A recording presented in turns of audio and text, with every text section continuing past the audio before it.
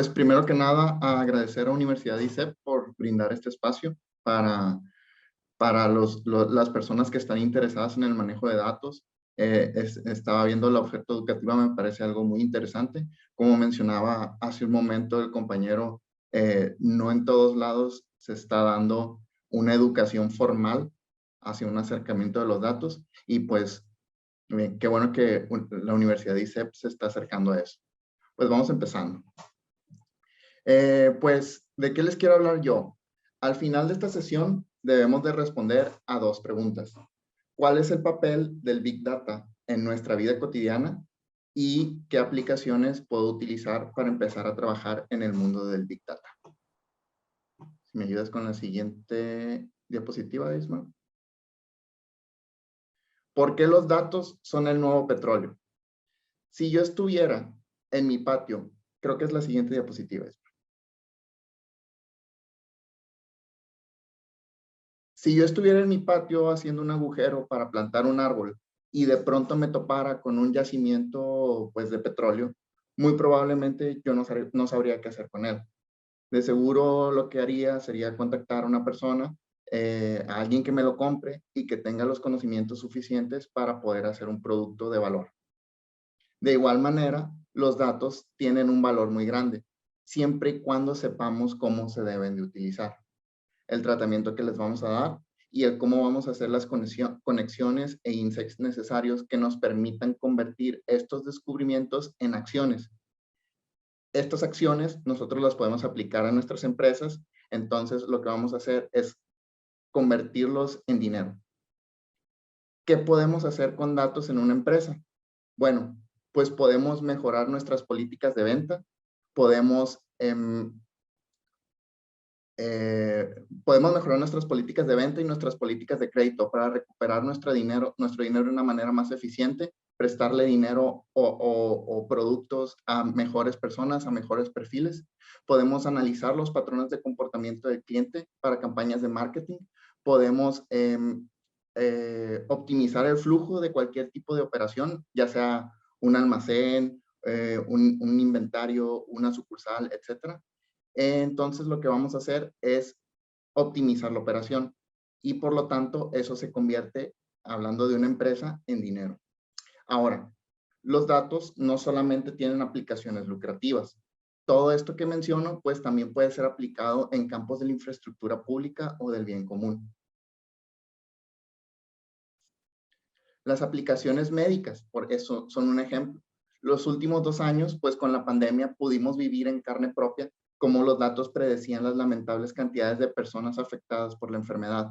Pero también los datos ayudaron a salvar vidas, demostrando cómo una región o población se mostraba vulnerable y requería atención inmediata a su infraestructura de salud. O también dando seguimiento a las millones de personas con diagnósticos positivos, las cuales y cuáles eran las concentraciones de personas en las zonas más graves, así como las miles de pruebas que se hicieron para desarrollar vacunas que están ayudando hoy en día a la población. Eso hace 15, 20 años era muy difícil de hacer. Las políticas públicas y de seguridad también son afectadas o beneficiadas, se pudiera decir así, porque brindamos patrones al comportamiento de una región, lo cual deriva en zonas susceptibles a la delincuencia o a una necesidad básica, haciendo así una llamada de atención para las autoridades y para el refuerzo de la seguridad, mejoramiento de los presupuestos, etc. Ahora, los indicadores de educación también son manipulados a través de los datos. Casi todas las políticas de educación, por lo menos aquí en México, son generalmente tomadas a través de los datos provenientes de los institutos de medición poblacional. Aquí en México se llama INEGI. Es el instituto que se encarga de medir a la población. Miden cuántas personas estudian, en qué niveles, etcétera, y toda esa información es tratada y se le manda a las personas que toman las decisiones. Entonces, se analizan las diferentes ofertas educativas y niveles escolares y de acuerdo con esto se toman las decisiones. ¿Cómo invertir un presupuesto? Estas, entre otras, son algunas de las aplicaciones más comunes del uso del Big Data en la toma de decisiones, tanto en el aspecto público y privado. Para analizar el comportamiento del Big Data, primero recordemos un poco del concepto. El Big Data, una de sus definiciones, porque tiene algunas que han sido modificadas sobre el tiempo, sin embargo, esta es la que a mí más me agrada, es definida por Gartner. Es un conjunto de datos que provienen de diferentes fuentes que cumplen con ciertas características. En este caso, las características se llaman 4Bs, una que es volumen, variedad, velocidad y veracidad. Vamos a platicar un poco de cada una de ellas. Volumen nos indica la cantidad de datos con la que estamos trabajando. En sí, Big Data necesita, para convertirse en Big Data, necesita un gran volumen de datos. Un ejemplo de esto es Walmart International, el cual recopila, por lo menos en el 2020, que fue un año lento, recopilaba 40 petabytes de información cada semana, y las cuales deben ser procesadas y resguardadas en servidores de manera cotidiana. Y con ellas se toman decisiones de precios, colocación física de las tiendas nuevas, ofertas, marketing, etc. La segunda B es variedad, la cual nos indica la manera en cómo se nos es proporcionada la información, de manera estructurada, como son las bases de datos que ya conocemos, archivos de texto, bases SQL, archivos TXT, CSV, archivos JSON, de forma semiestructurada, como son los correos electrónicos y encuestas al cliente que tienen respuestas abiertas, entonces que sí tienen cierta forma de estructura, sin embargo, no tienen algún tipo de respuesta abierta donde nosotros tengamos que revisar un poco más a fondo. Y la no estructurada, que es información que nosotros obtenemos de fuentes que no tienen ningún tipo de estructura, que puede ser sensores, pueden ser revisión de redes sociales, puede ser fotografías a través de algunos algoritmos que veremos más adelante que se llaman de Deep Learning, etcétera. La B de velocidad, la cual hace referencia a la frecuencia con la cual estaremos recibiendo los datos y cómo vamos a procesarlos y resguardarlos de la manera más eficiente posible. Podemos recibir, como mencionábamos hace un momento, un embarque de discos duros completos de manera semanal, como es el caso de Walmart, pero también podemos estar conectados directamente a la fuente a través de una red y tener la necesidad de estar procesando la información de manera directa o en tiempo real o en streaming, como lo quieren llamar.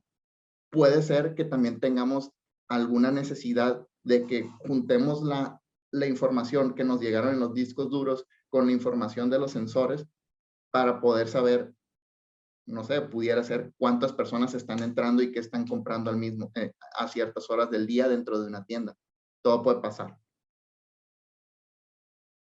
Y por último, la B de veracidad, que es qué tanto podemos confiar en los datos que se nos están proporcionando. Si estos datos están limpios, si son de fuentes confiables, si no tienen registros que pudieran desbalancear o desequilibrar la información que estamos buscando.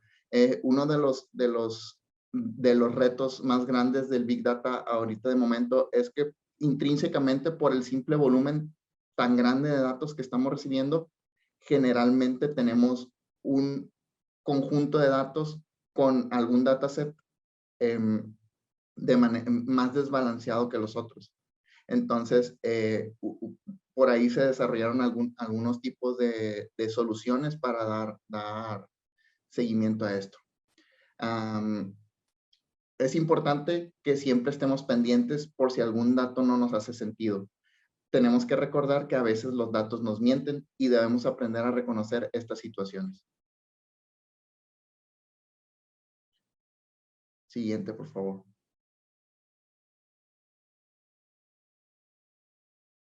Ok. Bueno, pues para hablar de las herramientas que tenemos disponibles para manejar, primero debemos hablar un poco de la arquitectura generalmente utilizada para la recolección, almacenamiento, procesamiento y visualización de datos. Este pequeño diagramita lo podemos encontrar de diferentes formas, pero generalmente siempre van de alguna manera general hacia lo mismo. Del lado izquierdo podemos ver cómo se genera la recolección de datos que nuevamente menciono. Pueden ser de diferentes fuentes. de la web, haciendo un análisis de sentimientos en Twitter, que eso está muy de moda ahorita, porque podemos hacerlo acerca de qué está diciendo las personas, qué están diciendo las personas acerca de mi marca. Podemos analizar miles de tweets donde se menciona mi producto. Podemos sacar información también de las aplicaciones móviles donde recolecto información de mis usuarios y el uso que le dan a mi plataforma. De sensores instalados que nos permiten obtener información acerca del uso de las cosas. A esto también lo conocemos como el Internet de las Cosas o IoT por las siglas en inglés. Un ejemplo de esto pudiera ser un apagador que mediante un sensor conectado a Internet nos diga cuántas veces un foco se enciende y se apaga en el día. Cuánto tiempo suele estar encendido, etc. Generalmente, esta información se guarda en servidores, en nubes, contratados, debido a que a tener la infraestructura física necesaria para almacenar esta cantidad de información a veces no es viable. Entonces, algunas alternativas para esto es trabajar con ya sea Amazon Web Services, Google Cloud Platform o Microsoft tiene su propio servicio que se llama Azure. Estos servicios lo que hacen es de que recopilan y almacenan todo lo que nosotros les mandemos y permiten la conexión a herramientas de manejo de bases de datos. Una vez que nosotros contamos con los datos ya limpios, necesitamos darles un tratamiento de acuerdo con la información que deseemos obtener.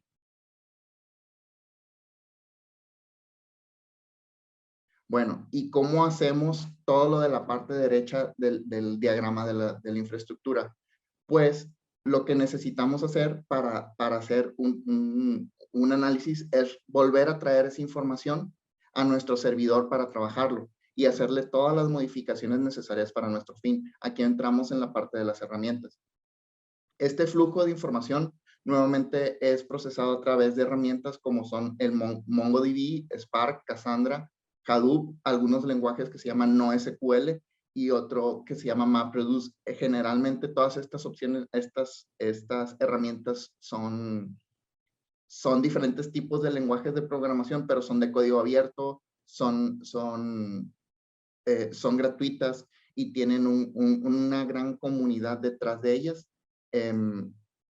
que generalmente las actualiza y que les dan un soporte excepcional. En lugar de, vamos a explicarlas uno por uno. MongoDB es un sistema de bases de datos orientado a documentos y, como lo mencionaba hace un momento, de código abierto. En lugar de guardar los datos en tablas tal y como se hacen las bases de datos relacionales, MongoDB guarda unas estructuras que se llaman BSON, que son una especie similar a los archivos JSON, pero tienen un esquema dinámico, haciendo que la integración de los datos en ciertas aplicaciones sea más fácil y rápida. MongoDB lo utilizaríamos para conectar con algún tipo de aplicación en caso de que yo tuviera, no sé, Netflix, por ejemplo, que me da las recomendaciones. MongoDB fuera una buena herramienta para poder sacar tanta información. Spark es un lenguaje de programación especialmente diseñado para sistemas de alta integridad. Es un subconjunto anotado que elimina ciertas características del lenguaje consideradas peligrosas en este tipo de sistemas. Por ejemplo, las excepciones o la sobrecarga de operadores, y añade anotaciones formales para realizar automáticamente análisis de flujos de datos y de información. Este se utiliza un poco más cuando estamos buscando la seguridad de nuestra infraestructura, que no se me vaya a sobrecargar un servidor, que no tengamos problemas tanto de procesamiento, que no te hace una búsqueda de virus, pero detecta algunas anomalías y te las va mostrando. Ahora, Hadoop es un entorno de trabajo para software bajo licencia libre para programar aplicaciones distribuidas y que manejen grandes volúmenes de datos. También es de software libre, también es gratuito y también es algo que podemos descargar ahorita, si queremos de manera inmediata en nuestro computador. Permite a las aplicaciones trabajar con miles de nodos de red y hasta petabytes de datos. Es de las herramientas más flexibles. Entre otros ejemplos, son lenguajes de programación que nos permiten disponer de nuestros datos y que realicen un tratamiento previo a la información para que el usuario que realizará el análisis le lleguen de manera más limpia, de la manera más rápida y limpia posible. ¿Por qué? Porque nosotros necesitamos estar dando información rápidamente. Recordemos que en el aspecto de las empresas, pues el tiempo es dinero. Entre más nos tardemos en nosotros en aplicar una política de, no sé, de reducción de líneas de crédito, pues más tiempo estaremos otorgando líneas de crédito más grandes, entonces más se nos va a estar venciendo se nos van a estar venciendo las personas, es decir, no nos van a estar pagando. Una vez que nosotros hagamos este preprocesamiento, tenemos que decidir qué es lo que vamos a hacer con los datos.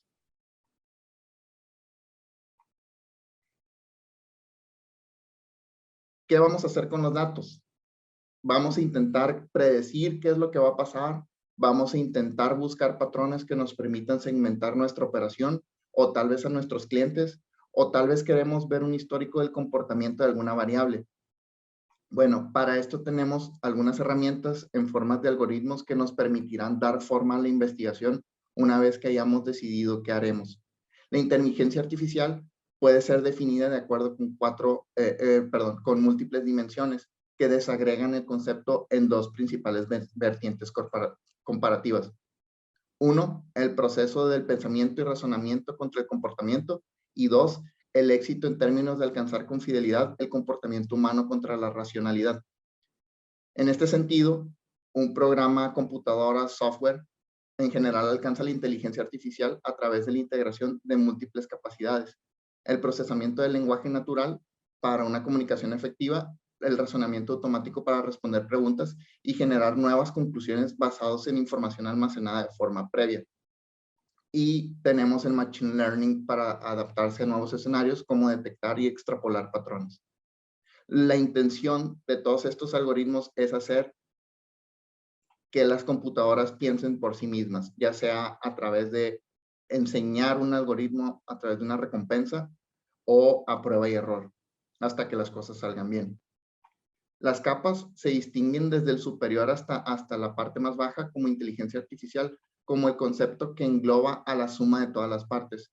Posteriormente, Machine Learning como la serie de técnicas y algoritmos que dota de sus capacidades a la inteligencia artificial.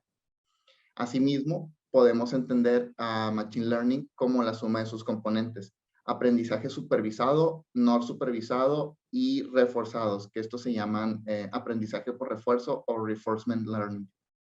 La suma de estas tres partes puede comprender como un campo adicional denominado el deep learning, que es lo que mencionábamos hace un momento.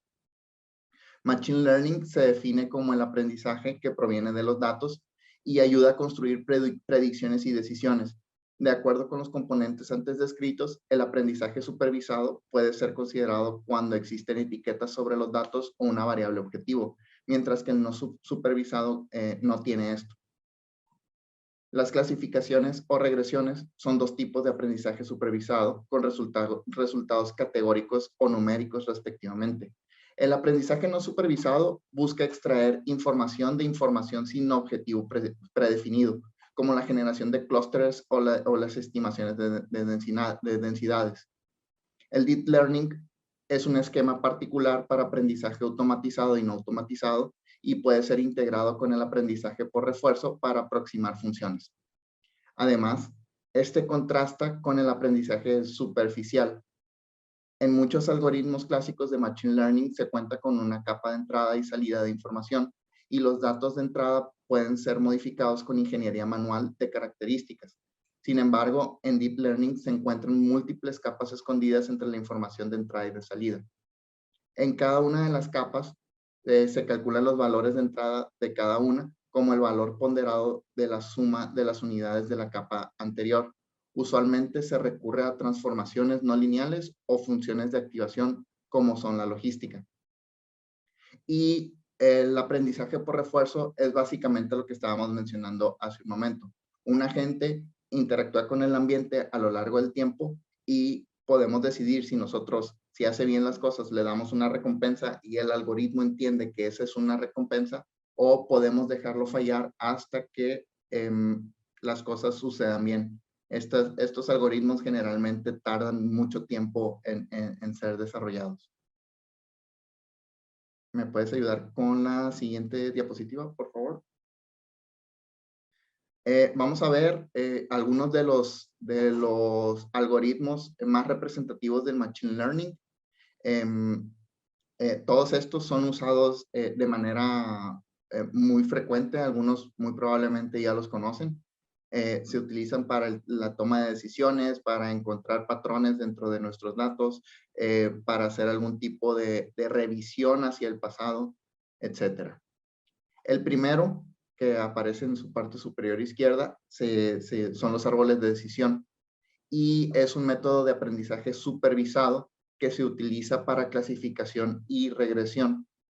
El objetivo de este algoritmo es crear un modelo que prediga el valor de una variable objetivo, aprendiendo reglas de decisión simples inferidas de las características de los datos.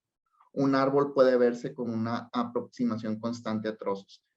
Es decir, aquí vamos a estar separando la mejor decisión posible, que al final nos va a llevar a la última. Básicamente el algoritmo nos tendría que decir cuál es la ruta más óptima y qué es lo que tengo que hacer.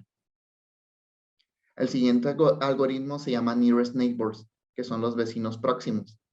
Es un tipo de aprendizaje basado que se llama no generalizado. No intenta construir un modelo general, sino que simplemente almacena instancias de los datos del entrenamiento. La clasificación se calcula a partir de un voto de mayoría simple de los vecinos más cercanos de cada punto. A un punto de consulta se le asigna la clase de datos que tiene más representantes dentro de los vecinos más cercanos del punto. Es decir, nos va a agrupar a los datos que tengan ciertas características parecidas entre sí después de haberles corrido un proceso. En un ejemplo práctico, pudiera ser cómo separamos personas de cierto nivel socioeconómico, por colonias, por entidad federativa, todo ese tipo de segmentación. La regresión logística, que es el siguiente que vamos a revisar, es un modelo lineal para clasificación. La regresión logística también se conoce como logit o clasificación de máxima entropía. En estos modelos, las probabilidades que describen los posibles resultados de un solo ensayo se modelan utilizando una función logística. Generalmente se utiliza la regresión lineal. Esto, pues, nos acordaremos de nuestras clases de probabilidad en la preparatoria o en la universidad. Y son técnicas que nos permiten crear modelos lineales. Estos modelos describen la relación entre una variable dependiente con otra variable que sea independiente. Es decir, una variable puede ser nuestro gasto anual en publicidad y otra variable independiente sería la venta. Entonces, nosotros podemos revisar si es cierto que entre más gastemos en publicidad, nosotros vendemos más, que probablemente entre más cercano a 1 nos aparezca el resultado de una ecuación, quiere decir que más conjuntas son estas dos variables. Es decir, que sí es cierto que entre más gasto yo en publicidad, más estoy vendiendo. Si nos aparece un valor cercano a 0 o diferente o menor a 0, quiere decir que esto no es cierto. Los algoritmos de K-means que agrupan a los datos tratando de separar muestras en X cantidad de grupos de varianza igual, minimizando un criterio conocido dentro del grupo. Este algoritmo requiere que se especifique el número de clústeres. Se adapta bien a una gran cantidad de muestras y se ha utilizado en una amplia gama de áreas de aplicación en muchos campos diferentes.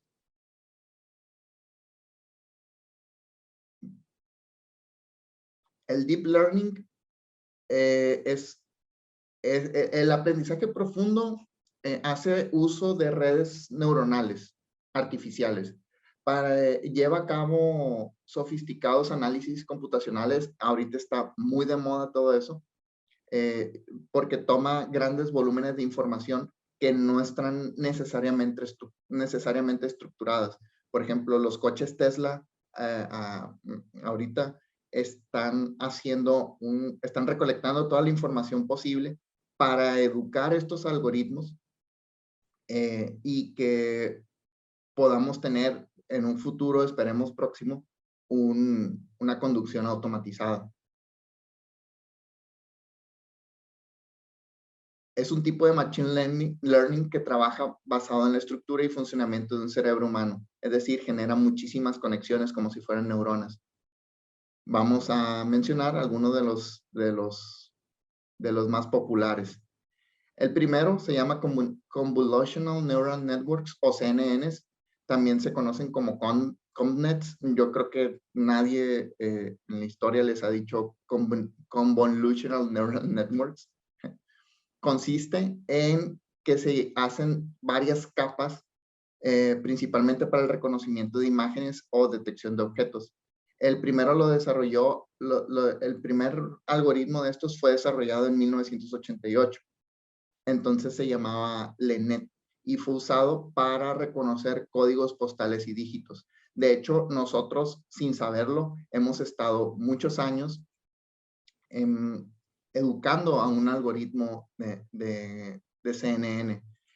Cuando hacemos los captchas, generalmente que nos ponen, ¿qué número viene aquí? Nos pone una placa de un carro o el número de una casa. Nosotros hemos estado educando durante muchos años ese tipo de algoritmos.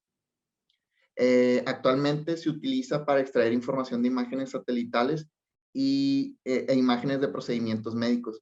En estos días, pues ya un satélite puede detectar solo y lanzar una alerta para funciones militares si ve algo en el cielo que no debería de estar, si ve algo en la tierra que no debería de estar, si algún país se está preparando para está preparando algún arma nueva, también si ve algo diferente en el océano, y también se usa mucho en la parte médica para, para detectar, para detectar cáncer. Los nuevos médicos, bueno, los nuevos equipos médicos lo que hacen es de que toman un rayo X o toman una tomografía y lo que hace solo el equipo es buscar algún patrón detectable sobre si la persona pudiese llegar a tener cáncer o no, si tiene algún tipo de tumor. También se utilizan para predecir series de tiempo o en detección de anomalías. Los LSTMS, que son los Long Short Term Memory Networks, son un tipo de red neuronal que puede aprender y memorizar dependencias a largo plazo. El comportamiento más usual es hacer información del pasado en largos periodos de tiempo. Para este tipo de algoritmos necesitamos mucha información del pasado para que nos prediga el futuro. Son útiles para el pronóstico de series de tiempo debido a que pueden recordar datos de tiempos muy anteriores, muy viejos. Tienen una estructura tipo cadena donde 4 capas interactúan entre sí. Uno de los usos habituales es el procesamiento de voz. Todas las grabaciones que tenemos a través de nuestros dispositivos, de Alexa, las veces que nos han grabado, han sido utilizados con uno de estos algoritmos para detectar qué es lo que estamos diciendo. YouTube utiliza mucho esta función para generar closed captions o subtítulos de manera automática.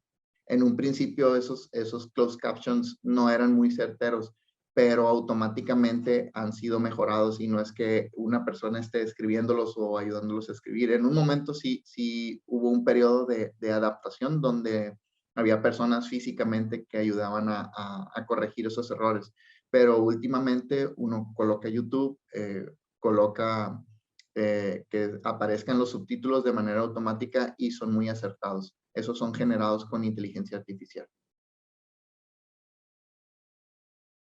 El aprendizaje por refuerzo se dividen en dos partes principales, que son los model free o los model based. Los algoritmos model free son aquellos que dependen de un aprendizaje basado en prueba y error, mientras que los otros dependen de la simulación de la dinámica del ambiente para almacenar los resultados en un espacio. Los modelos más comunes forman parte de la primera categoría y estos son algunos de los que vamos a ver. El Q-Learning es un algoritmo of policy, se llaman, que quiere decir que aprende de acciones aleatorias. También eso se conoce como una política greedy policy. La Q significa calidad, por quality en inglés, lo que significa lo que significa que la calidad de la acción es lo que se busca maximizar para que la computadora o el usuario obtenga una recompensa. Cuando se utiliza este algoritmo, se construye una matriz de recompensas, la cual almacena una recompensa de movimientos específicos. Existen dos métodos para actualizar el valor de la función: la iteración de la política o la iteración del valor. Es decir, que todo se está repitiendo hasta que las cosas salgan como deben de ser. Las Deep Q Network son algoritmos que utilizan una red neuronal en vez de un arreglo bidimensional. La razón más básica de que los agentes y los métodos de Q-Learning no pueden estimar y actualizar el valor de los estados que no conocen. En otras palabras, si existe un estado desconocido y aleatorio, el algoritmo Q-Learning normal no será capaz de estimar el valor, por lo que el DQN reemplaza el arreglo bidimensional con redes neuronales para mejorar los cálculos de los valores. Es decir, este algoritmo genera nodos que en vez de cambiar el valor de ingreso, lo que hacen es que cambian todo el ambiente, de tal manera que todo empieza a iterar hasta que obtenemos lo que deseamos. Ok. Pues ahora ya tenemos los datos, ya sabemos qué vamos a hacer con ellos. ¿Qué puedo hacer yo para trabajarlos de manera local, para presentarlos y para yo ir con mi jefe y que me aprueben mis propuestas?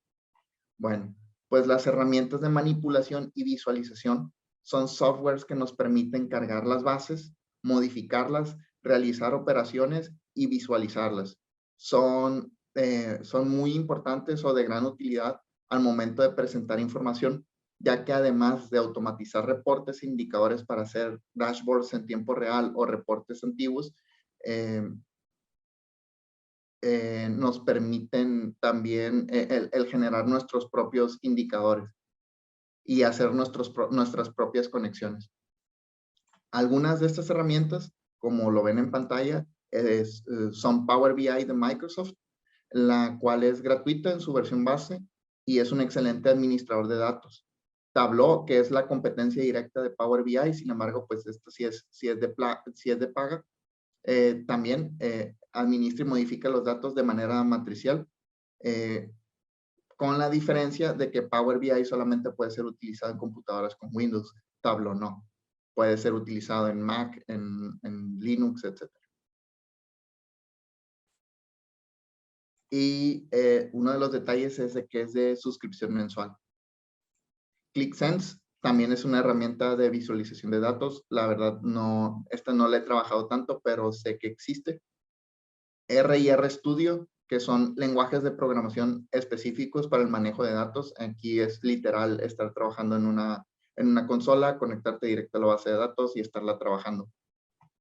Pero tiene muchas herramientas y las librerías y los archivos que maneja están optimizados para manejar grandes cantidades de datos y los maneja de la manera más óptima posible. Y como mencionaba hace un momento, tiene una gran comunidad detrás, la cual siempre está haciendo nuevas librerías, optimizando de la mejor manera. Si tienes una duda, te metes un foro, preguntas y en 5 minutos te contestan. Y en nuestra empresa, nosotros lo que utilizamos es la paquetería de IBM. IBM cuenta con unos programas que se llaman SPSS, los cuales nos sirven un poco más para investigación, no son tan visuales. y conforman con una herramienta muy poderosa para trabajar con grandes volúmenes de datos porque son muy rápidos. Dentro de esta paquetería se encuentran el programa, todos son SPSS, pero uno de ellos se llama SPSS Modeler, que es como alguna manera de generar un flujo con las bases e ir armando información. El estadístico, que pudiéramos decir que es como Excel, pero en esteroides, es muy poderoso. Y SPSS Watson, que es muy parecido a herramientas que ya hablamos, que como Power BI y Tableau, que nos sirven mucho para visualizar datos. IBM maneja dos modelos. Maneja uno que es como del modelo antiguo de tener un instalador y que se instale directo en tu máquina, o maneja una versión en la nube, que es una experiencia en Internet, que se llama Cloud Pak for Data. Estos tipos de paquetes también los conocemos como software de Business Intelligence o inteligencia de negocios. Esas vendrían siendo las herramientas que por lo menos más básicas que se pueden utilizar tanto en software como en algoritmos para trabajar una cantidad de datos muy grande o algo que consideremos como Big Data, que como mencionábamos, junta las características de las 4B. Ahora, quisiera hablarles sobre cómo interactuamos con el Big Data en el día a día. Generalmente ni siquiera nos damos cuenta, pero gran parte de nuestra vida digital es guiada a través de los datos. Google es el ejemplo perfecto con esto. Lo utilizamos día a día y tenemos una gran cantidad de aplicaciones independientes que se basan en tecnologías de Google o sus bases de datos, tanto para mandarnos publicidad personalizada, recomendaciones de música, películas, series, la ruta óptima para desplazarnos de un lugar a otro. Hoy, en estos días, el Big Data permite la continua mejora, por ejemplo, de los mapas para teléfonos. Como Internet de las Cosas es algo que mejora en cuanto más se usa, con la introducción de más aplicaciones para los teléfonos celulares, para móviles y smartphones, y la liberación de las redes de telecomunicación, la cantidad de Big Data que se usa para proporcionar direcciones concretas en tiempo real, pues ya está alcanzando unos niveles que se pudieran considerar asombrosos. En el 2021, pues lo damos como un hecho, pero Google Maps en un smartphone, en un dispositivo inteligente, cada vez vamos viendo que las instrucciones son cada vez un poco mejores, más detalladas. Ya trae una opción para ciclistas, una opción para personas que van caminando, una opción para que te evite las casetas de peaje, etcétera, si queremos utilizar el transporte público. Uno de los primeros ejemplos del uso de los datos en una empresa para el cliente en la historia pues es un caso pues muy famoso. La verdad no sé si es una historia real o imaginaria, pero es muy famosa y a mí me parece muy interesante y el producto final es muy concreto y aplica muchísimo. A finales de los 90, en Walmart, decidieron iniciar un proyecto de análisis utilizando información contenida en su almacén de datos. Inicialmente, pues los resultados no parecieron pues muy espectaculares. Vieron que se compraban pasta de dientes, que las personas que compraban pasta de dientes pues también compraban un cepillo de dientes. Tampoco les sorprendió que alguien que comprara whisky también adquiriese un refresco, una Coca-Cola. La sorpresa fue cuando vieron una correlación estadística significativa entre la compra de pañales y cerveza. Bueno, pues cuando vieron eso, ¿qué es lo que hacen? Pues se meten a investigar qué es lo que hace un científico de datos. Incorporaron otro proyecto para la información de tarjetas de fidelización de clientes para profundizar en ese estudio y vieron que los compradores de cerveza y pañales eran varones entre 25 y 35 años que solían comprar estos productos al mismo tiempo, los viernes en la tarde. Con todos estos datos, pues ya llegaron a conclusiones y una explicación del fenómeno, tomar medidas comerciales para aumentar las ventas. Como los pañales son voluminosos, las madres enviaban a los padres de los bebés a comprar los pañales. Entonces se esperaban al último momento para hacerlo y aprovechaban para comprar cervezas que pues se lo tomarían en casa, ya que en la sociedad de esos tiempos y ahora pues un poco menos, pero en esos tiempos más, estaba mal visto que un padre de familia se le llevara en un bar hasta la tarde y volviera a casa en estado inconveniente. Sea como sea, pues tomaron la decisión de colocar las cervezas físicamente cerca de los pañales, con la intención de que los padres que compraran pañales y que no solían comprar cerveza, se acordaran que faltaba cerveza en la casa. Me imagino que el argumento contrario también debía ser cierto, es decir, que los señores que iban a comprar cerveza se acordaran de que tienen un bebé en la casa. Los resultados pues fueron nada lejos de, de espectaculares y aumentaron entre un 10 y un 15% las ventas tanto de cervezas como de pañales, que pues para una empresa tan grande como lo es Walmart y más Walmart en los 90, pues fue algo de muchísimo impacto. Y pues eso concluye de momento esta plática. Me gustaría platicar un poco sobre la experiencia en el campo de los datos que he tenido, que ha sido de gran aprendizaje, principalmente porque es una rama de gran crecimiento y que ofrece un gran futuro en lo que a tecnologías respecta. Entonces, pues siempre se van a necesitar personas que estén en ese campo. Hoy en día los dueños de los datos serán las personas que optimicen sus procesos, pero como comentaba en un principio, estos beneficios no están disponibles eh, solo estarán, más bien, solo estarán disponibles para personas que están dispuestas a especializarse en esta rama.